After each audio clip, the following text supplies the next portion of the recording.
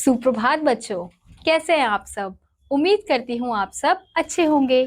तो बच्चों, आज की कक्षा में हम पढ़ने वाले हैं अध्याय नंबर 11, जिसका शीर्षक है काल।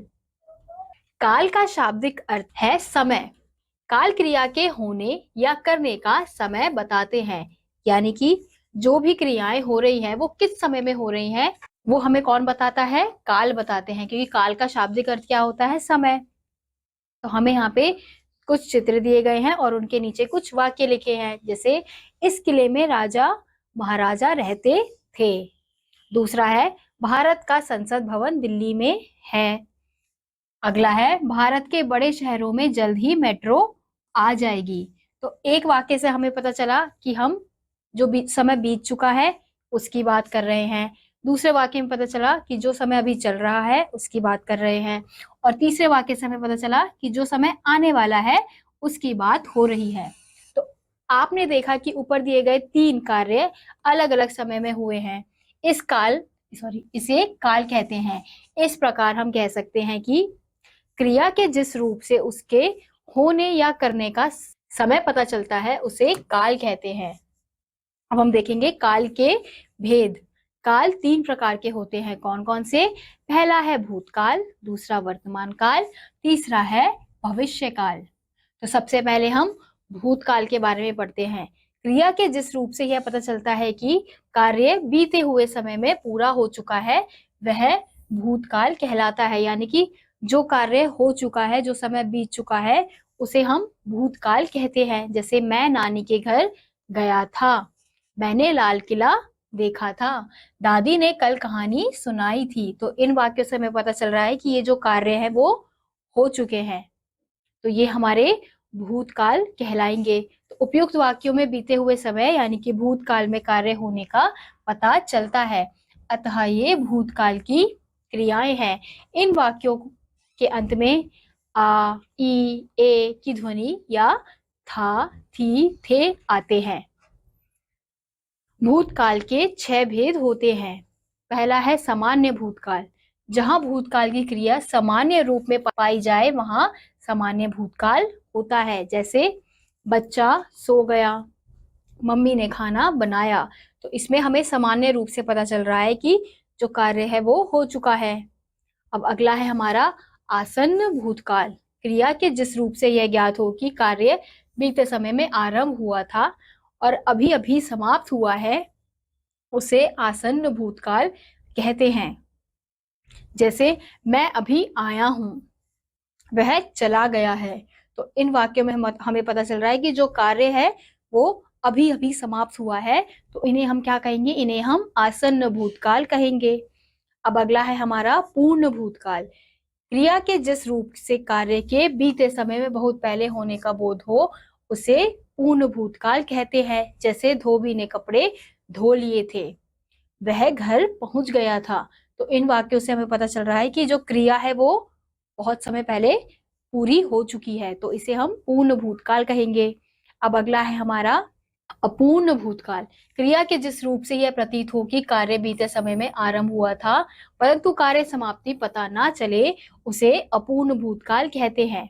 जैसे मनु पढ़ रहा था, वर्षा हो रही थी, अजय हंस रहा था। तो हमें इस कार्य से पता चल रहा है कि जो एक कार्य है वो शुरू तो हुआ है लेकिन उसके खत्म होने का हमें पता नहीं चल रहा।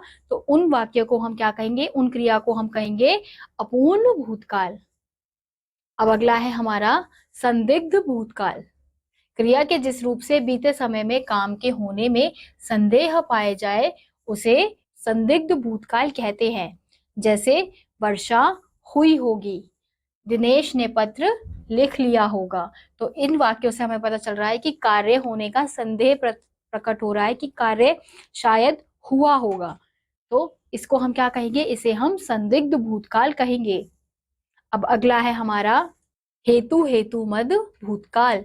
जिस वाक्य में कोई शर्त प्रकट होती है उसे हेतु हेतु भूतकाल कहते हैं। जैसे यदि वर्षा होती तो फसल ना सूखती, यदि तुम आए होते तो मैं तुम्हें रुपए देता।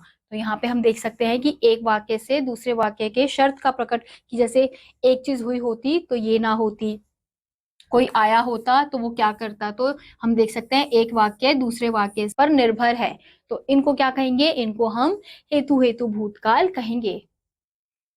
अब अगला है हमारा वर्तमान काल। चल रहे समय में यदि कोई क्रिया हो रही है या होती है, उस समय को वर्तमान काल कहते हैं। यानी कि जो क्रिया अभी भी चल रही है उसे हम क्या कहेंगे, उन क्रियाओं को हम वर्तमान काल कहेंगे। जैसे तुम यहाँ क्यों बैठे हो, यानी कि कोई अभी भी बैठा हुआ है। हम टीवी देख रहे हैं, आइए आपका स्वागत है। तो उपयुक्त वाक्य से चल रहे समय यानी कि वर्तमान काल में कार्यों के होने का पता चलता है। अतः ये वर्तमान काल की क्रियाएं हैं। वर्तमान काल के वाक्यों के अंत में हैं, हूं और हैं आदि आते हैं। अब अगला है हमारा भविष्य काल। क्रिया के जिस रूप से यह पता चलता है कि क्रिया आने वाले समय में होगी, उसे भविष्य काल कहते हैं।